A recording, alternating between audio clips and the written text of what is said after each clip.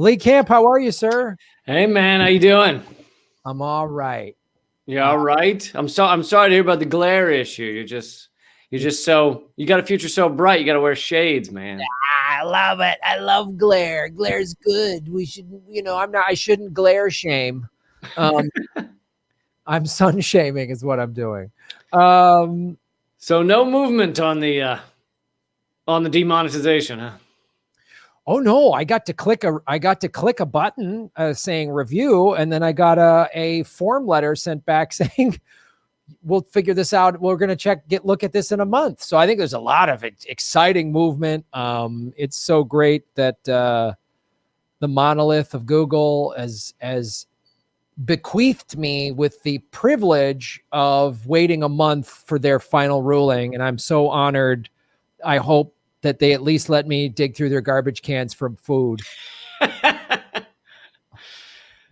gonna be the next thing. They're gonna be like, your content was a bit aggressive, so we're closing our garbage cans. If these guys could starve me out, they would. If they're like, your content's a little harmful, so we don't think you should be allowed to go to the grocery store. And you're right. It's happening in more and more channels. Hard Lens Media was a little outlet that I've been on. They just got demonetized, which has completely decimated them. I got fucked, but it was unrelated to revealing government secrets. Oh, I got fucked by Patreon. And well, congratulations. Thank you. It was more just related to them being utter and awful douchebags than some sort of censorship.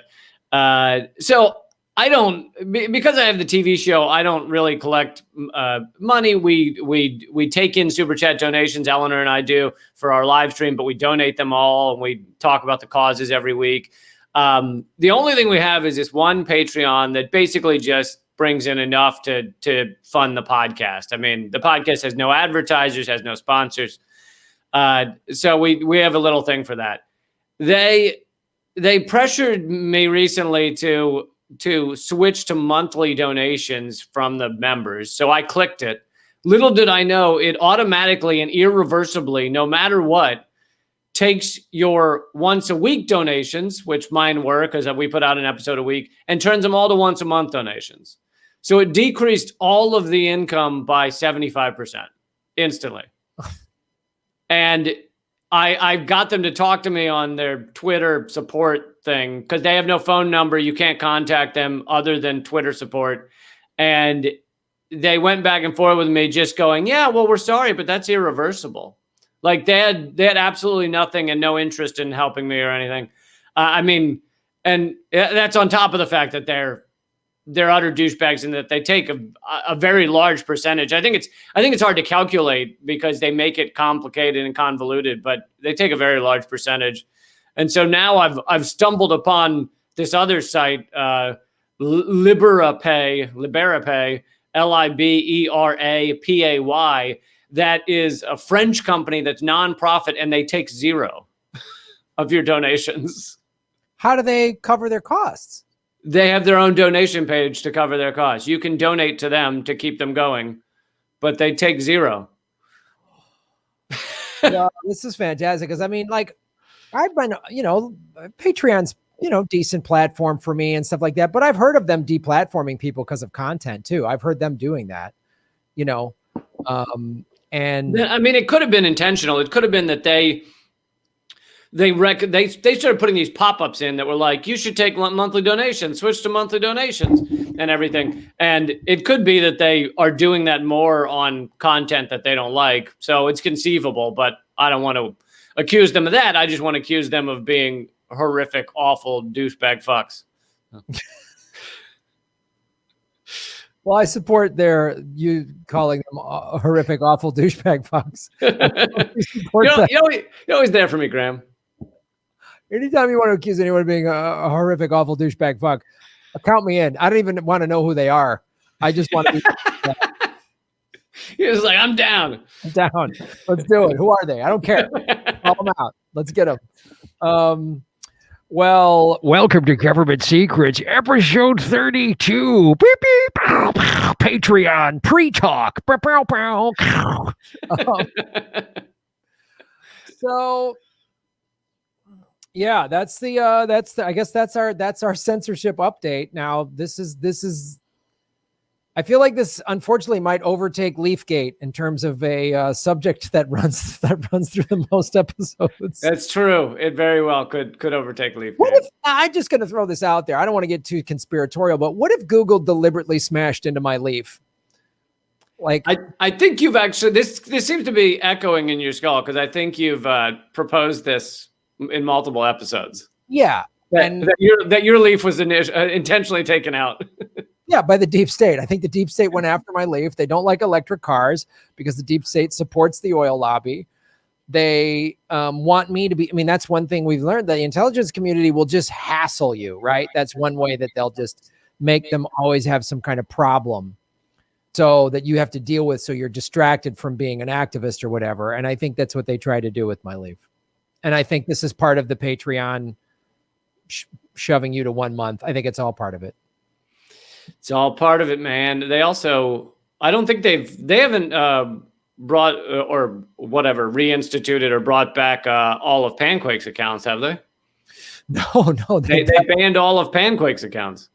Yep, I had Susie Dawson on the show last week, and they took out a bunch of Panquake accounts, while also taking their color scheme and their donation, their subscription model. Wait, what are they using the color scheme for? Well, Susie Dawson told me they sent out our new Twitter subscription thing, and then it had the same like color scheme as Panquake, which is like, I thought you guys were blue, the white bird under the blue background. What happened now? Right. Now it's like they're so threatened by it. Wow. That they're taking on. And for those who don't know, Panquake could be if it's allowed to exist, a revolutionary Twitter competitor that would be open source and encrypted and free of corporate fuckery. But it's not even out yet, and Twitter is already crushing them. That's right. Yes. It's so, and there's no advertisers, which is a big way. When you have advertisers, it opens the door to, as you say, corporate fuckery. And it's a great I mean, we've talked about it. We've both been on their live stream, and you've had Bill Binney on your show. You know how smart he is. He's like one of the world's best cryptographers. He's involved in the design of it. So that must really rattle the deep state. Yeah. All right. Do you want to do your segment first, or? It's up to you. I got a good one. I mean, yeah. You know what? I'll do mine first because it has an anniversary. So there's a topical relation. Yay! And a government secret anniversary.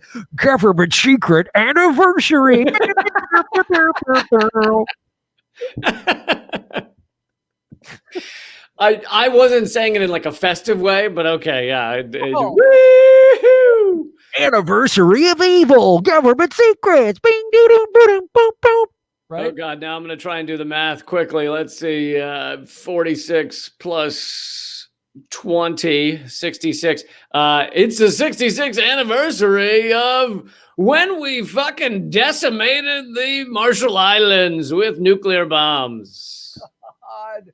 Oh, what a fun one. The evil empire destroying planet Earth.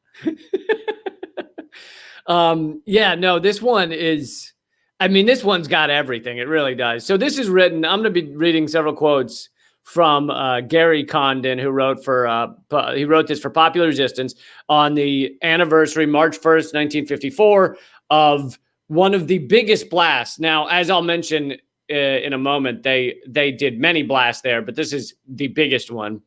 March 1st, 1954, the U.S. Atomic Energy Commission and the Department of Defense exploded a huge thermonuclear bomb on Bikini Atoll. These little areas of islands are called atolls.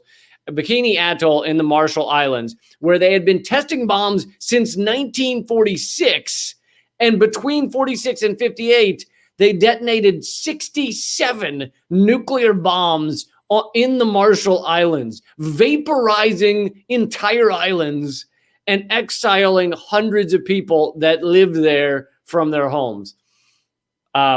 Boy, when I see beautiful tropical islands, the first thing I think about is let's bomb them into oblivion. Let's do it. Like, yeah, I do. I mean, I understand where these military guys are coming from. They were like, how can we vaporize that? How? I mean, why like go on a beautiful island and snorkel and surf or whatever and live off the land and fish when we could blow it to smithereens and speed up the annihilation clock? Yeah, and also we can collect more smithereens. We love those. It's great. It's fantastic.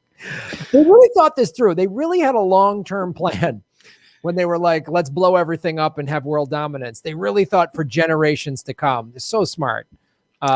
Very smart. Always thinking ahead. So,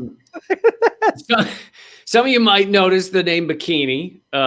One of the odd legacies of this testing, nuclear testing, was the introduction of the bikini swimsuit because of the Bikini Atoll. Now, this came from the French fashion designer Louis Reard. Is that how pronounced?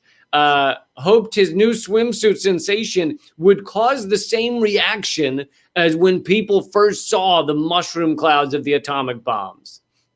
So wait a minute. He wanted people to be horrified that the human race could be wiped out. He wanted their skin to melt off and them to run away screaming. Yeah. Okay. Well, that seems odd for a swimsuit designer to have that desire that he was a like apocalyptic. But isn't that the perfect analogy for just like American empire and capitalism and everything? He wasn't American, he was French, but still, empire, capitalism. It's just like, oh, you know that thing people were like aghast and horrified by? I'll name my bathing suit after that. Hey, it's because it's like being able to see most of the tit. We're just tricking people into, having women wear underwear on the beach and say that it's okay. But we want them to react as though they're witnessing the power of the Almighty that could wipe us off the face of the earth. I think it really, I see the connection. I really do. I will defend him on one regard. There have been, and I'm sorry, this is gender normative, but there have been some chests I've seen that have made me think of the end of humanity. It's just that this is it. There's nothing better. There's no topping this. It's just, yeah. But anyway, I'm a huge fan of the bikini. Always have been.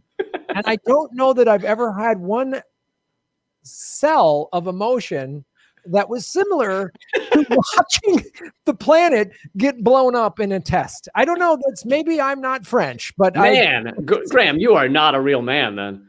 When I go surfing and I see like a female surfer in a cute bikini, I'm like, oh, that's nice. I don't automatically think mushroom cloud. Okay, fair point. Okay. So the designers of this particular bomb, this blast, was called Castle Bravo. The designers of Castle Bravo seriously miscalculated the yield of their device. They predicted it would yield between 5 and 6 megatons. A megaton is 1 million tons of TNT. Scientists were then shocked when the Castle Bravo device, quote unquote, produced an astounding 15 megaton yield, 1,000 times as powerful as the nuclear weapons dropped on Hiroshima and Nagasaki. 1,000 times. Why does this sound like kids that are like, hey, let's tie 3 M80s together and see what happens? And they don't, and then they like blow up their dad's shed or whatever. And they're like, we didn't know. Why is the military doing the same sort of thinking? Because this world's run by fucking children. It took me a while to realize that. Like, I always thought that I was just younger and that these were adults running things, and I didn't really understand. I might have thought some of them were making mistakes, but I didn't really get it because I'm a child and they're adults. And it's like, and then you get there, you get to 35 and 40, and you're like, oh, they're fucking children. They're idiots. awful children. Awful. I remember, this reminds me, doing this show and finding out what the ruling class, the powerful really are, reminds me of, like, I was in high school and, we were always told, don't go out, don't drink and blah, blah, blah, and respect your adults. And you looked up to adults and thought they were so much smarter. And my mom had some work party and she worked at a non-for-profit arts organization. And I went out with my friends and I was like, oh, I better get home. My mom's going to be mad if I'm late for curfew, right? And I get home and there's a fucking train wreck in our house. Everybody's drunk. They're like, woo, there's people dancing. Someone's like, some couple is like having an affair, like in our family. We're like, what? And then and I go upstairs. I'm like, Jesus. And like some woman, I'm like 16 or whatever, in 40s. She's coming on to me way inappropriately. Like, this is creepy. Of course, my mom's like, ha, ha, ha. Like, no problem. Like, oh, thanks for getting my back. And like, if a 40-something-year-old guy did that to a 16-year-old girl, be like, somebody knock this guy out. But end of days. It's like whenever you hear the story of a teacher getting with the student, if it's a female teacher, everyone's like, cool. Yeah, it's like, no, still rape. Sorry. Yeah. And I go upstairs. I'm like, Jesus. And I just go upstairs to the bathroom.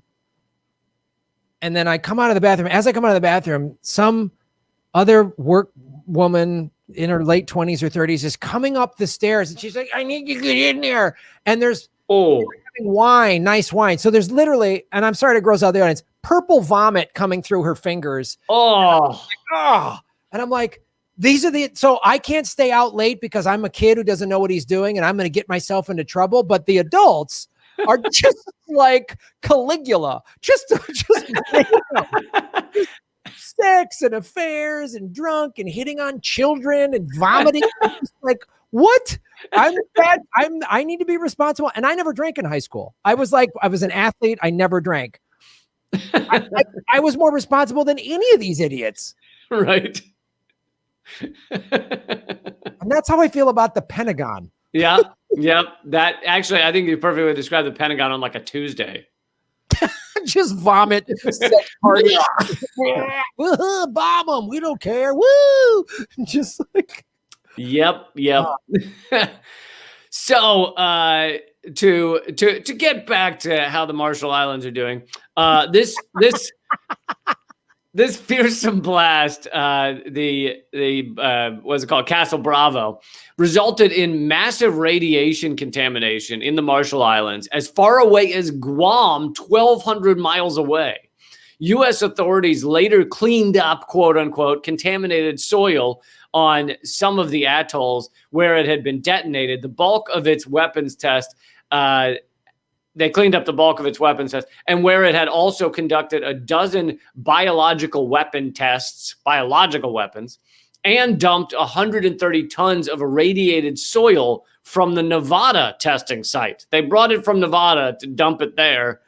It then deposited the atoll's most lethal debris and soil in a massive dome, which locals call the Tomb. The dome is now at risk of collapsing from rising seas and other effects of climate change. As the nuclear testing occurred, the Marshallese were not informed of the potential dangers. Really? What do you think?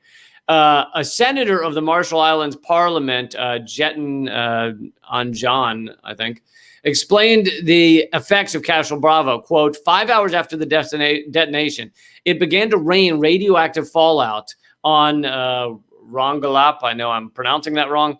The atoll was covered with a fine white powder-like substance. No one knew it was radioactive fallout. The children played in what they called snow, and they ate it. And this is actually sounds a lot like what Stephen Donziger described of Chevron's destruction of the Amazon in Ecuador, where they intentionally dumped, toxic excess and toxic pollution from their oil drilling in the Amazon. And when the indigenous asked what it was, these black tar pits of just the most toxic shit you could imagine, they would tell the indigenous that it was no problem, and when when the indigenous would find it in their water, the Chevron employees, Texaco employees would say those are like vitamins, they're good for you. It's very similar. Like, oh, indigenous are just fucking animals, and just let them believe whatever, and they should die, and we're going to go about our horrific either testing of nuclear weapons or exploiting oil resources, etc. If I was president, I would wipe all these executives and these generals out. I would just take them out. I would literally, like, no trial, no investigation. I would do it old school. By just feeding them, I think you just feed them a glass of their own radioactive detonation debris. Yeah. Read this. Here's some fracking fluid to wash it down with. You soulless monsters. And then I would, as Whitney Webb suggests, catapult them into the sun. Yeah. I listen, giant catapult. I'm all for giant catapult. Really am. Giant catapult 2024. Yeah, totally.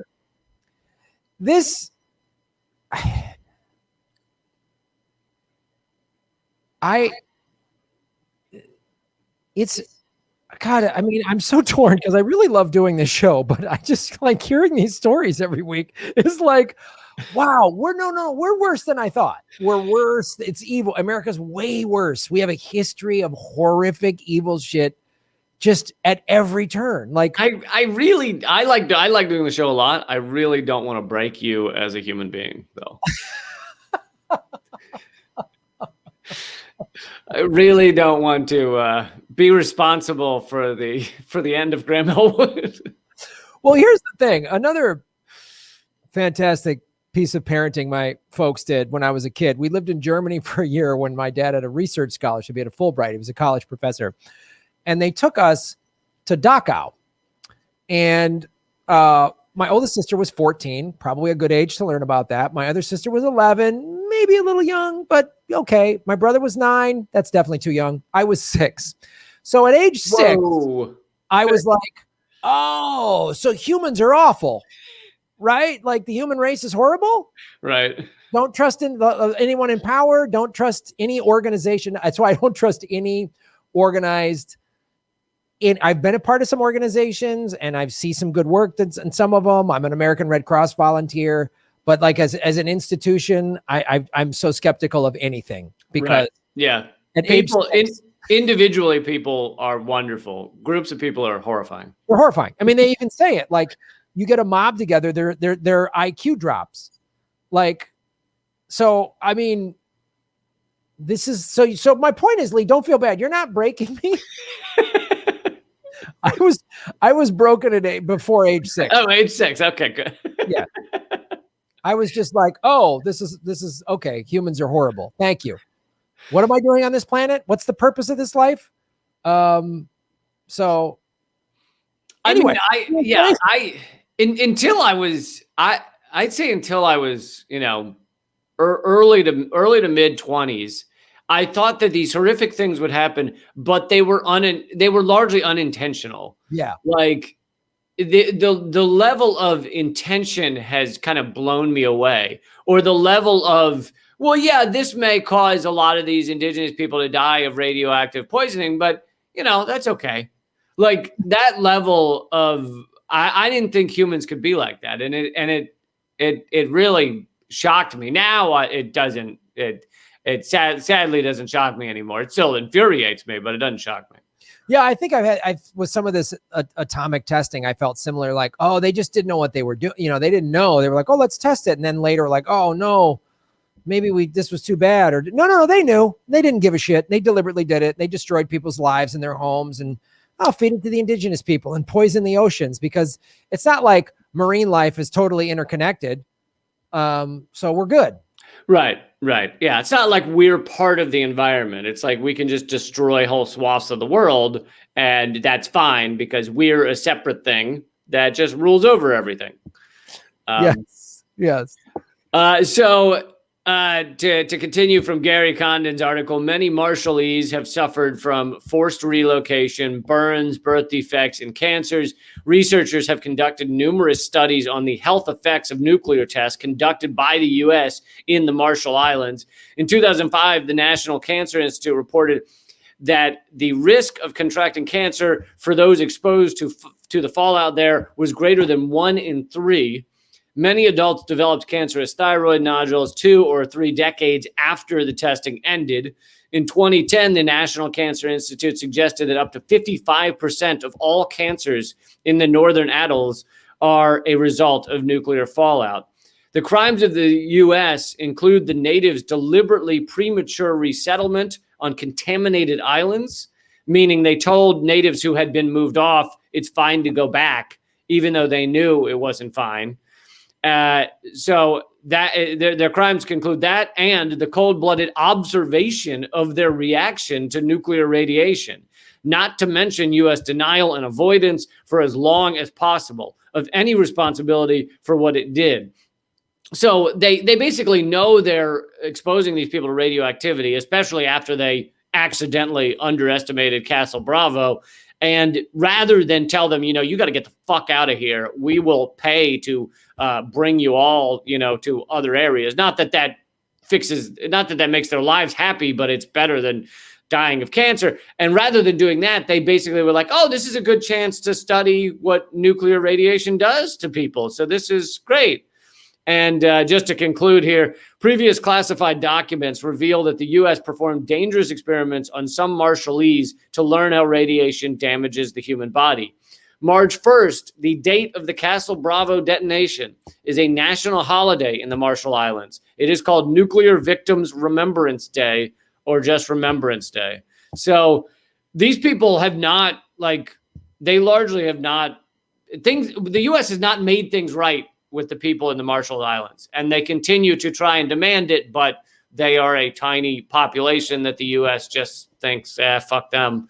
And the cleanup is not complete. This dome that they call the grave or the tomb or whatever is on the verge of collapsing, and the U.S. should be dealing with that. So really, the U.S.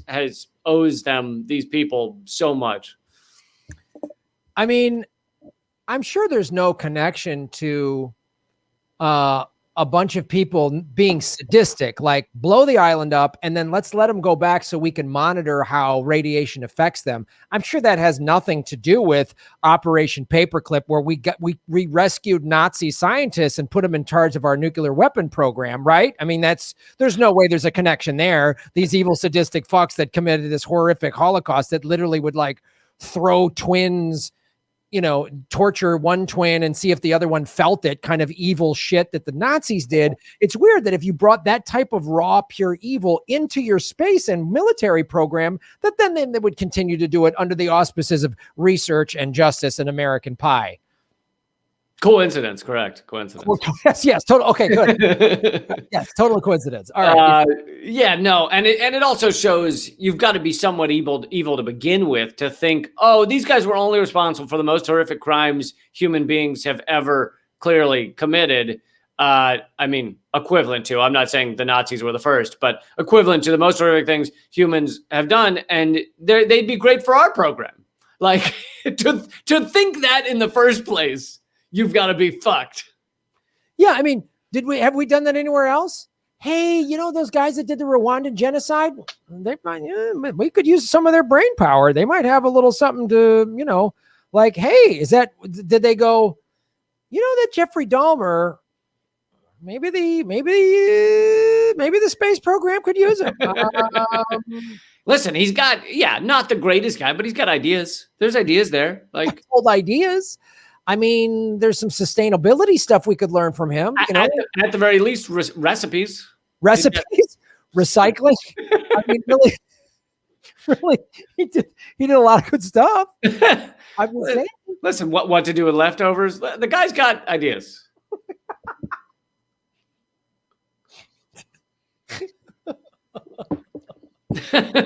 Christ, we have to laugh about this because it's so horrific. I don't know what else to do. I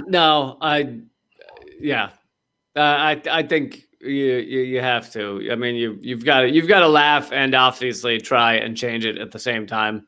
And obviously, we're both very involved in trying to make people aware, but also change the way we behave and the way what humans value in this world, what we stand up for. So I think you can do both those things at the same time, because I think if we don't laugh, then this all becomes too much, and people just either turn off or stop giving a shit, or drive their car into a bridge abutment, one or the other.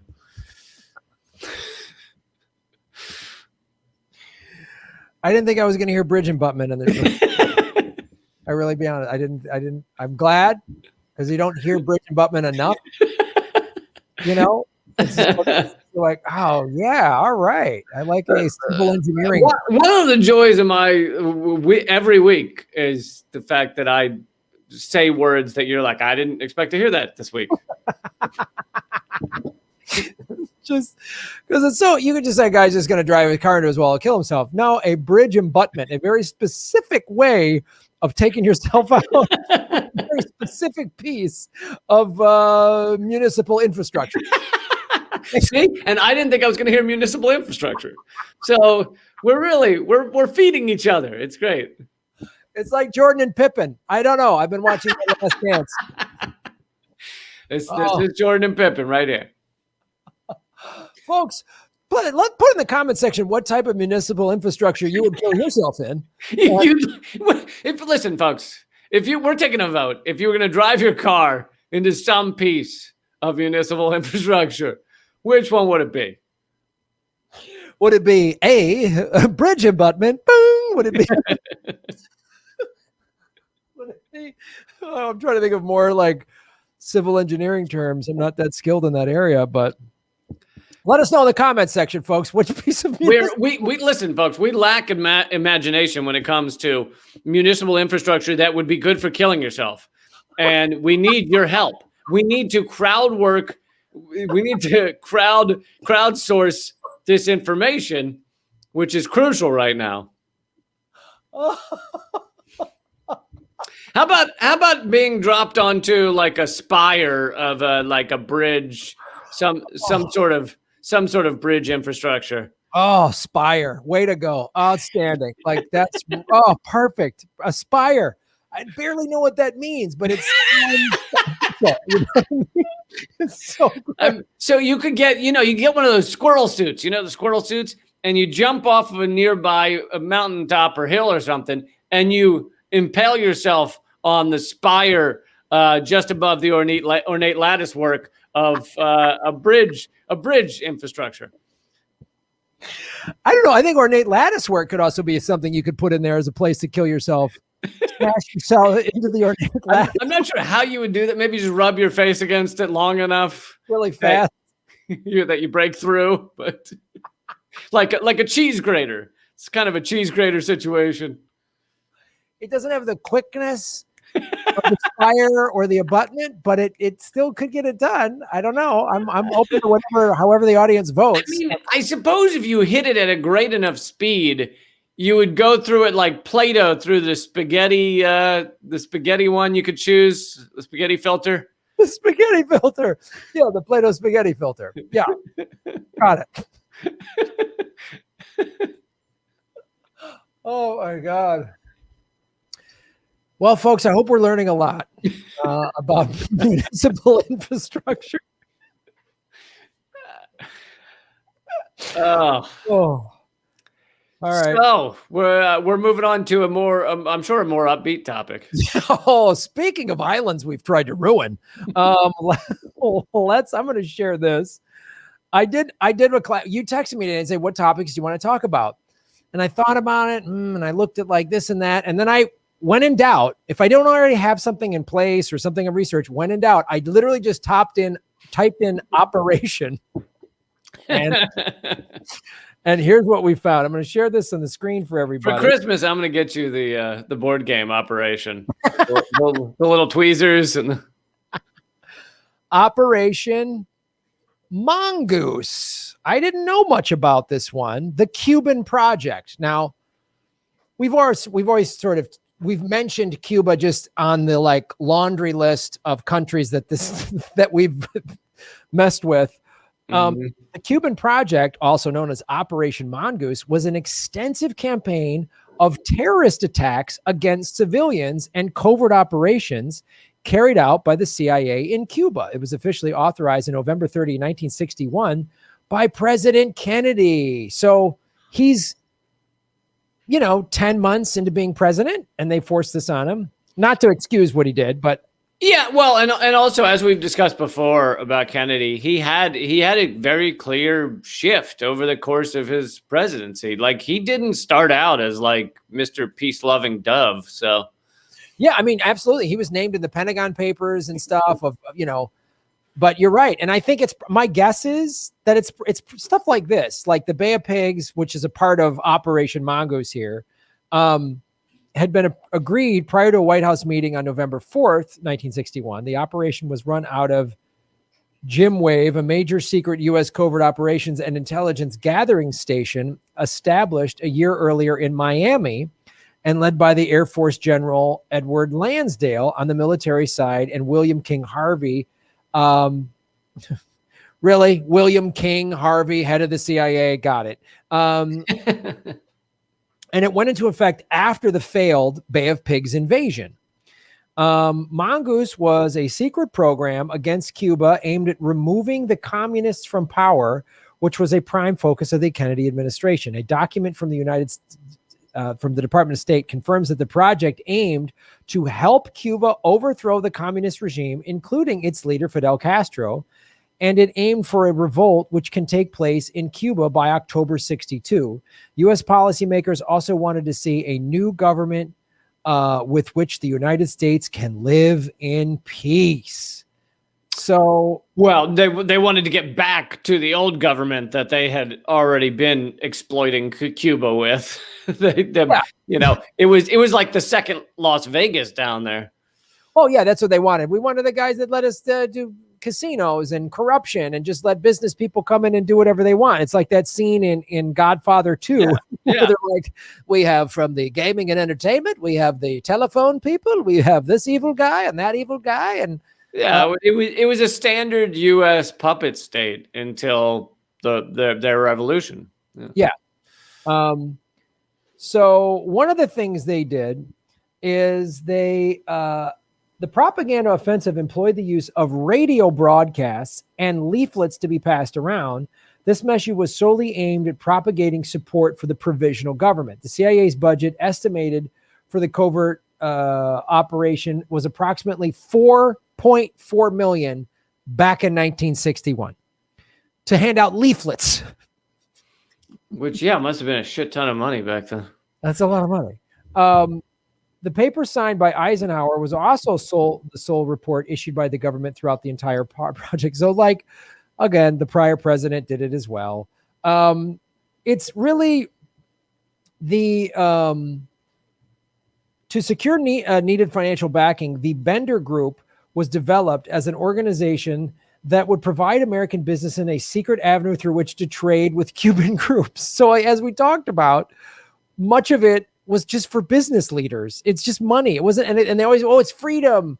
And obviously, sure, we didn't want, and then they had to do the missile crisis. We didn't want missiles in Cuba, although we can put missiles that close to anybody else, but no one can put them that close to us. Right. We can have missiles on Russia's border, but they put them near us. And again, I think this goes to your point of how Kennedy slowly changed. A lot of this stuff was put in place in the spring of 1960 before he was elected. He was elected in November of 1960. Yeah.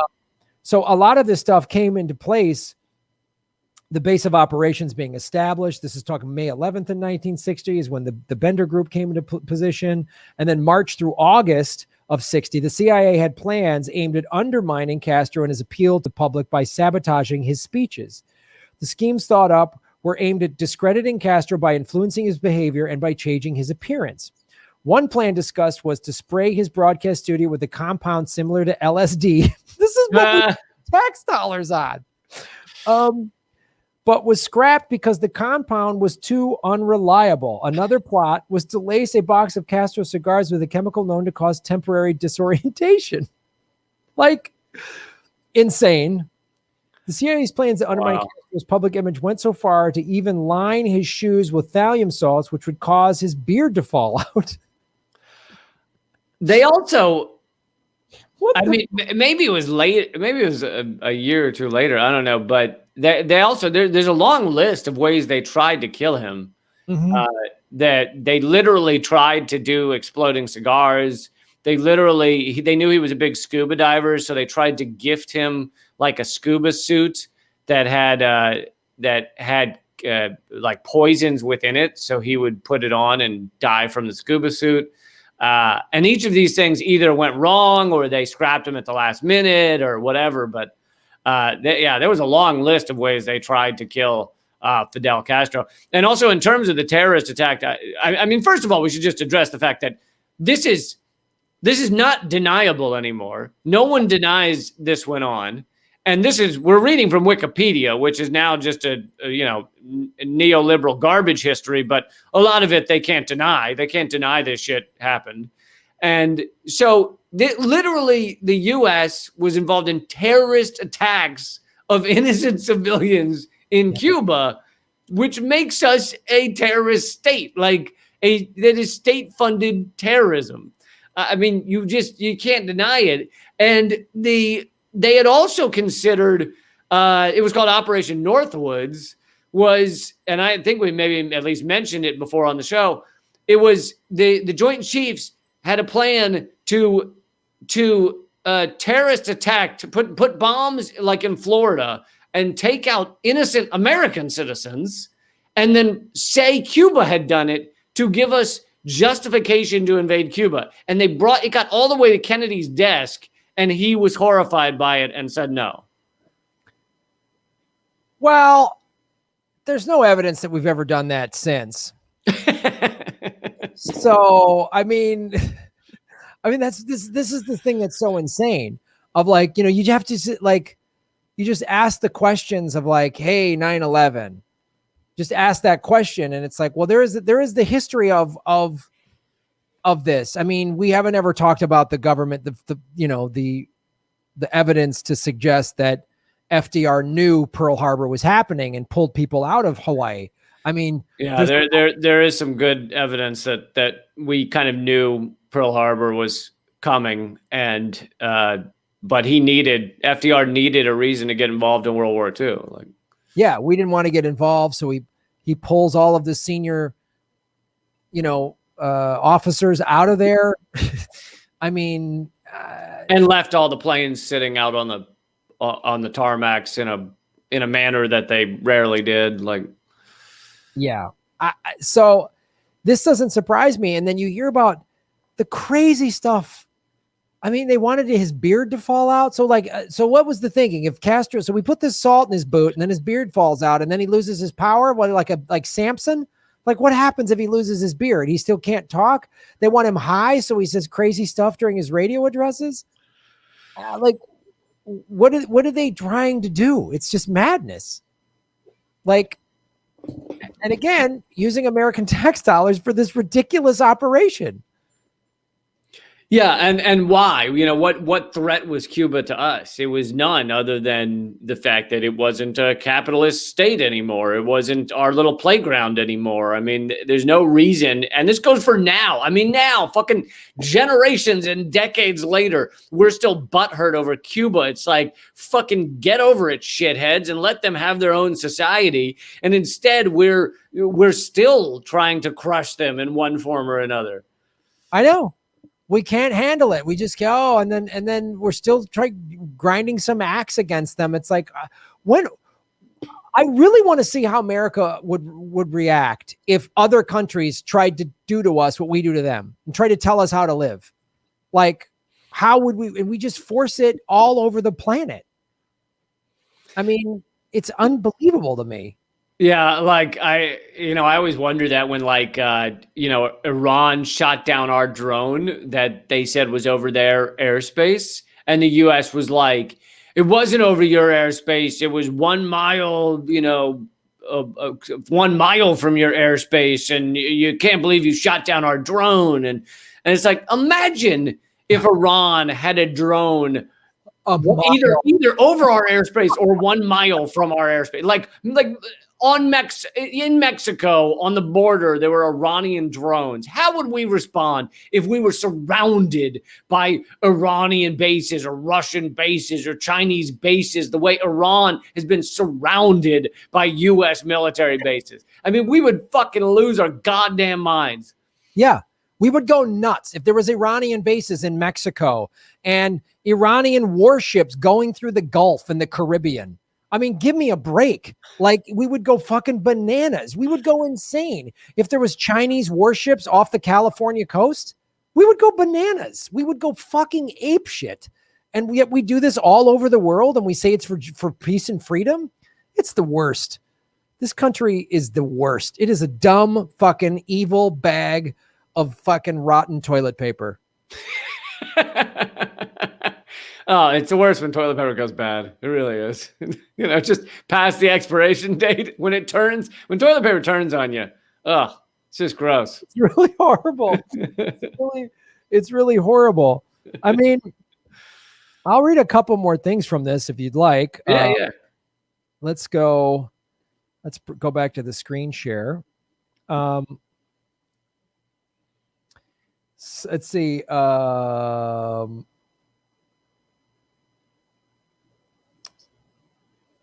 Robert Kennedy. So when Kennedy met with everybody on November 21st to talk about Operation Mongoose, after they'd already done all this crazy shit, Kennedy stressed the importance of immediate dynamic action to discredit the Castro regime in Cuba.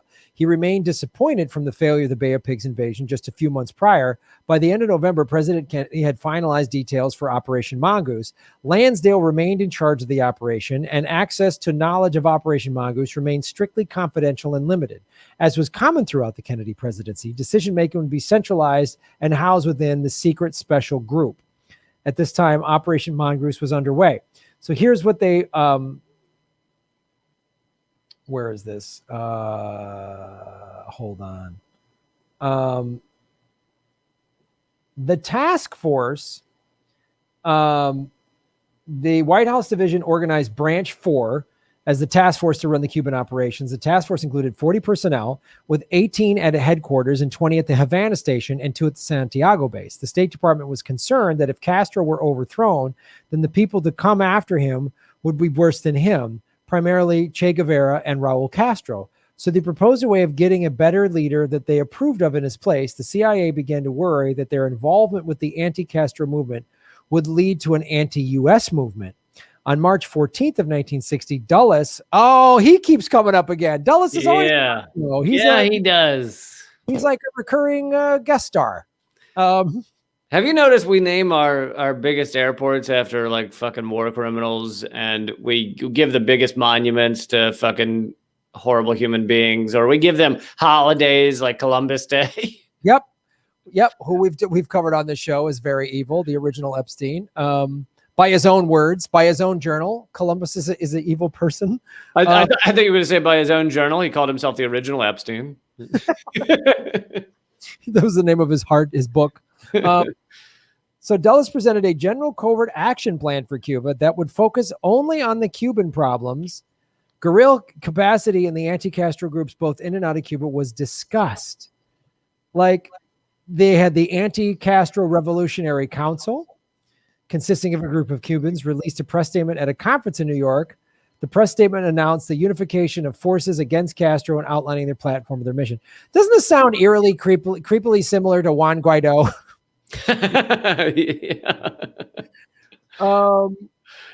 They must be, here are the prerequisites to be those recruited and enlisted by the CIA. They had to be pro-Western, anti-communist, politically neutral, and capable of gathering other Cuban support. Specifically, goals were identified for Cubans onboarded in the Cuban opposition front. The principal goal is to restore the 1940 Cuban Constitution.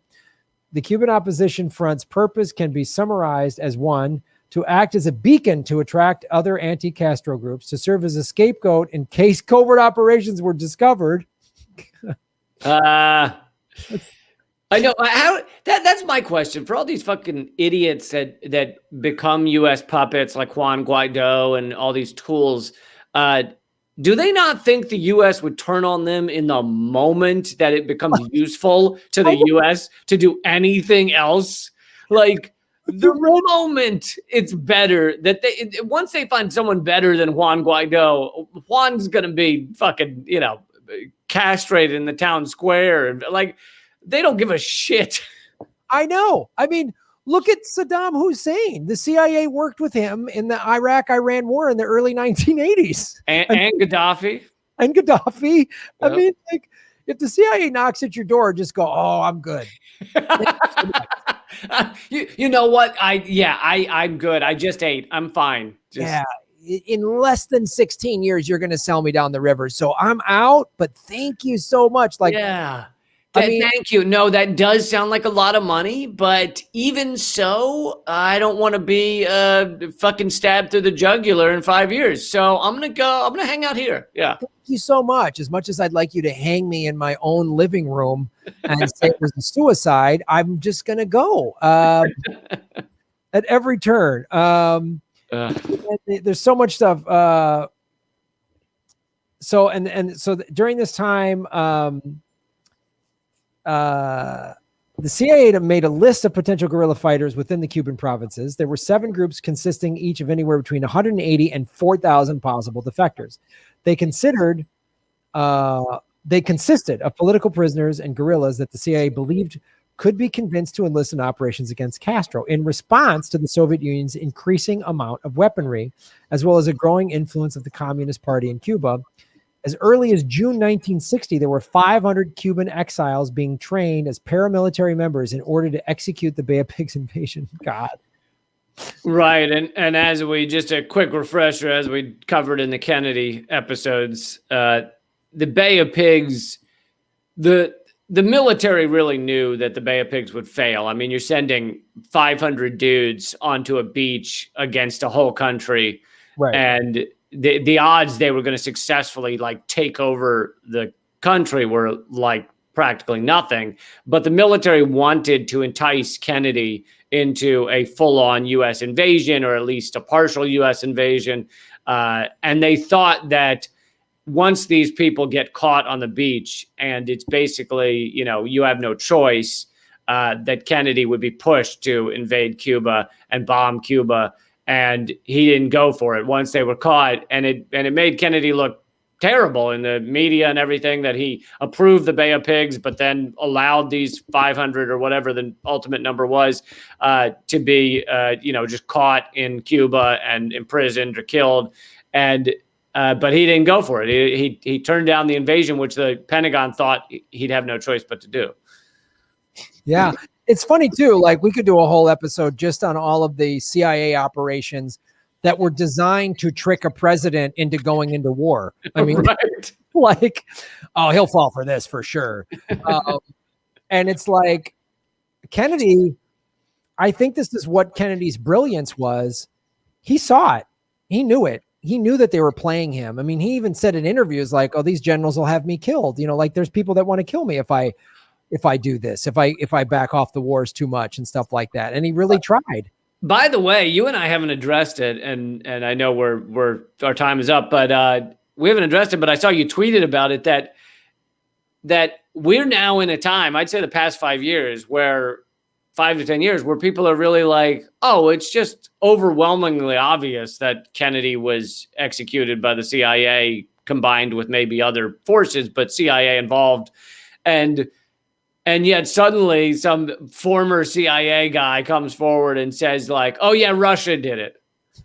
And you're like, why would we ever fucking believe this? Yet there was all this mainstream media coverage about former CIA agent reveals Russia did it. Like, and what was Russia's motivation? To cause a nuclear war that killed everyone. Yeah, that was their motivation. That was Kennedy their goal.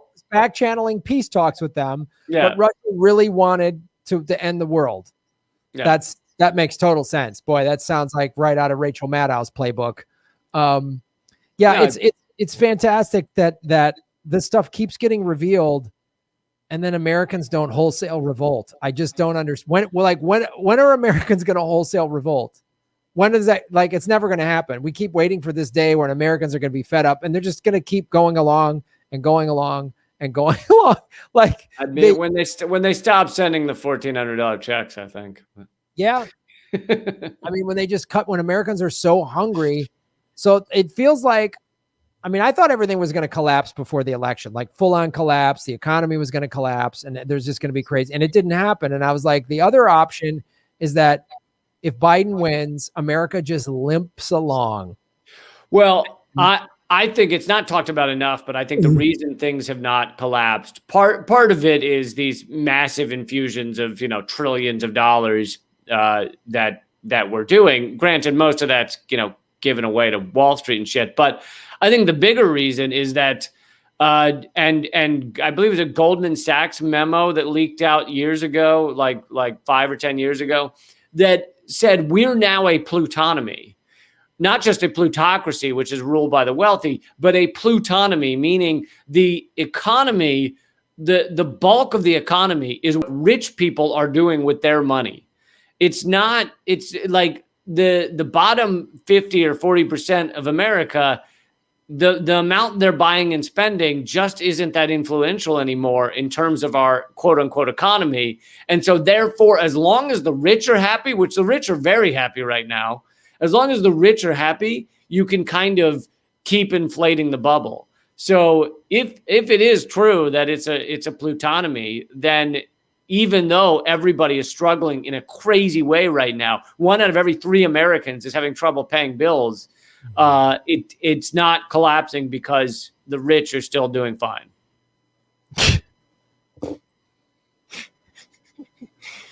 But let's get mad at people like you and me and Jimmy Dore for calling it out. Let's do that. Let's keep. Yep. We're the true villains. Yep. It's unreal. Well, there it is. There it is. Government Secrets, episode 32. Put it in the books. Boom. More operations. Well, right on, everybody. Hit the like button, share, subscribe. If you are new to Government Secrets, Lee puts it on his channel on YouTube. I put it on mine. We're both on Rockfin. So follow either one of us if you don't. And then if you're listening to this on, iTunes or Spotify or something like that, give it a positive review and share it and all that stuff like that. Right. And we mentioned a lot of previous episodes. So if you are new to this podcast, go back and check the earlier ones, because although we may mention something topical, almost everything we do is evergreen. So they make for good listening. Yeah. There's a million operations and projects in the other 31 episodes that are anything that's got operation or project in it. We know it's going to be a great GovSeek. We just know it. All right. Well, Lee, where can people watch and enjoy your gloriousness? Yeah, all my stuff's at leecamp.com. A brand new episode of Redacted tonight came out the other night on how to end homelessness right now. I also have another podcast called Common Censored, and I put out live stream videos as well. And all of it is at leecamp.com. Outstanding, folks. I do my show, The Political Vigilante. I've been completely demonetized on YouTube. So I stream there and I post like 1 clip a day on YouTube, but the bulk of my content is at rockfin.com/Graham Elwood. I have a bunch of free videos there. It's free to sign up. And then there's premium content as well. So please watch and check me out over there and donate to what we're doing since we've been demonetized at GrahamElwood.com. That's it, Lee. Boom. Boom. Government Secrets F32. Done. Close it down. All right. Thanks, man. Have a good week. All right, buddy. I'll see you next week. See you soon. Bye.